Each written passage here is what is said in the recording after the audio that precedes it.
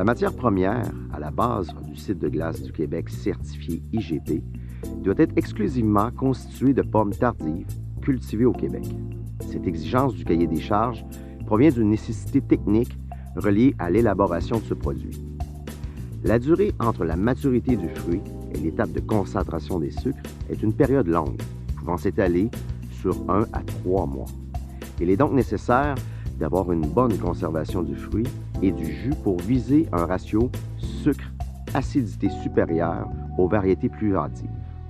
Les variétés de pommes tardives les plus utilisées au Québec atteignent ces objectifs de conservation.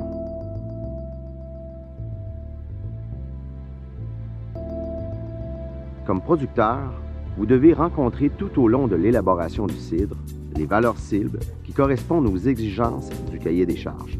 De son côté, l'organisme de certification vérifie simplement que ces cibles sont respectées selon les points de contrôle bien précis. Voici les différents critères concernant la matière première.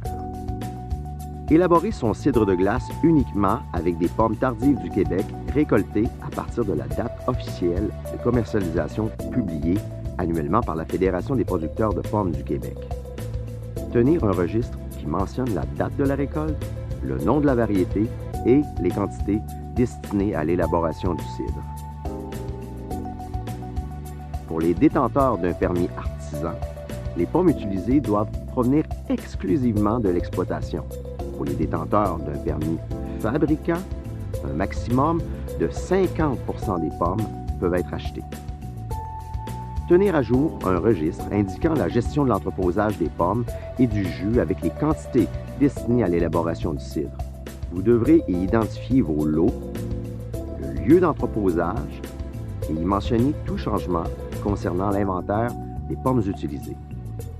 Si vous êtes fabricant, vous devrez aussi présenter les factures d'achat des pommes et mettre en place un registre simple de vos achats et de vos ventes. Les évaluations de rendement doivent appuyer les données de l'inventaire. Vous devez réaliser l'évaluation des rendements des vergers avec photos claires et datées à l'appui, au plus tard le 15 octobre pour les récoltes automnales et le 15 novembre pour les récoltes hivernales. Vous devez tenir à jour l'inventaire réel et garder les preuves de transaction ou simplement vos factures de vente. Les pommes doivent demeurer entières jusqu'au pressurage. Vous devez inscrire votre procédure de manipulation des pommes entières, de leur entreposage jusqu'au pressurage dans votre registre d'entreposage. Le jus de pomme et les pommes doivent être conservés dans des conditions optimales. S'ils sont entreposés dans une chambre froide ou transportés dans un camion réfrigéré, les températures doivent être supérieures à moins 4 degrés Celsius ou 24,8 degrés Fahrenheit jusqu'au moment du pressurage. Vous devez remplir le formulaire d'autodéclaration fourni par l'organisme de certification. En résumé, la documentation nécessaire afin de permettre à l'organisme de certification de vérifier que tous les critères sont respectés comprend les registres de récolte et d'entreposage, les photos datées de votre verger, les factures d'achat et de vente des pommes, le formulaire d'autodéclaration. C'était très simple. Autrement, on a convenu à un moment donné quel genre de pommes on devait prendre. Ça a été décidé que c'était des pommes à caractère tardif, pas des pommes à caractère trop hâtive. Et j'avais, moi, ici, ces types de pommes-là. On avait déjà fait des tests. J'avais l'habitude, mais on n'était pas équipés pour faire de l'entreposage. Alors, quand on a décidé d'aller avec une certification, on s'est aperçu que ça nous prenait de l'entreposage. Alors, on a construit.